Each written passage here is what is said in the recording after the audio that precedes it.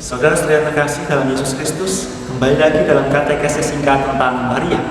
Pertanyaan yang akan kita dalami bersama adalah, apakah Bunda Maria tetap perawan? Gereja Katolik percaya bahwa Bunda Maria tidak hanya memiliki kemurnian jiwa, tapi juga memiliki keperawanan secara fisik, baik sebelum, saat, dan setelah melahirkan Yesus Kristus.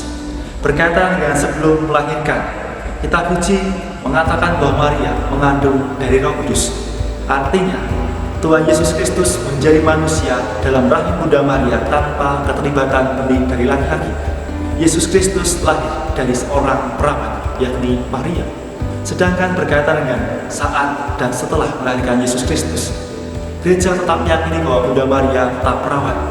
Memang secara eksplisit kita tidak akan pernah menjumpai hal ini dalam kitab suci, tetapi kita bisa memahami ini dalam beberapa prinsip-prinsip. Yang pertama, Allah pastilah menguduskan secara istimewa hal-hal yang berkaitan dengan tempat kediamannya. Seperti halnya Allah menguduskan tabut perjanjian lama yang berisi mana, 2 loh batu, dan juga tongkat Harun. Begitu juga dalam perjanjian baru, Allah pasti akan menguduskan tabut perjanjian baru, yakni Maria yang telah mengandung dan melahirkan Yesus Kristus. Yang kedua, Maria pun menghendaki untuk tetap perawan seumur hidupnya. Hal ini dapat kita ketahui dari kitab suci.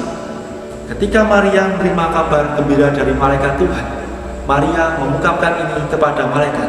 Bagaimana hal itu mungkin terjadi karena aku tidak bersuami? Kata "aku tidak bersuami" dalam Lukas bab 1 ayat 34 sebenarnya bisa dipadankan dengan yang bahasa Inggris, yakni I know not man, atau aku tidak mengenal laki-laki. Kata mengenal ini dalam kitab suci Vulgata, terjemahan dari bahasa Latin, kata know atau mengenal bisa dipadankan dengan Kejadian bab 4 ayat 1, yakni dengan arti bersetubuh.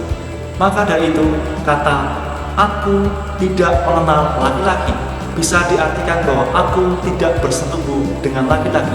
Dengan ini, Maria tetap menjaga keperawanannya seumur hidupnya. Yang ketiga, gereja percaya bahwa keperawanan Maria melibatkan pula keperawanan Yusuf, suaminya.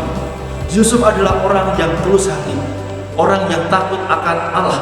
Maka ketaatan Yusuf pada kehendak Allah, pastilah Yusuf tidak akan mengganggu keperawanan Maria, sebab ia tahu bahwa Roh Kudus menaunginya.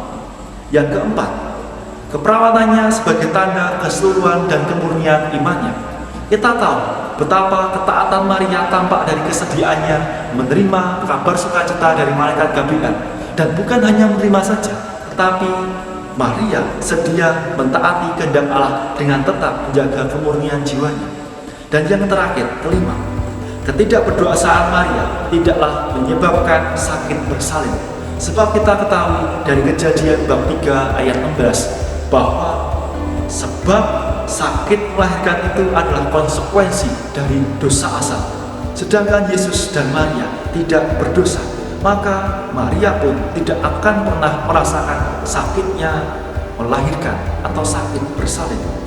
Dan saudara-saudara, dari 4 prinsip inilah kita percaya bahwa Maria dari sebelum, saat, dan setelah melahirkan Yesus Kristus, ia tetap perawan seutuhnya. Dan inilah yang tetap dipercayai dan dipegang oleh gereja Katolik.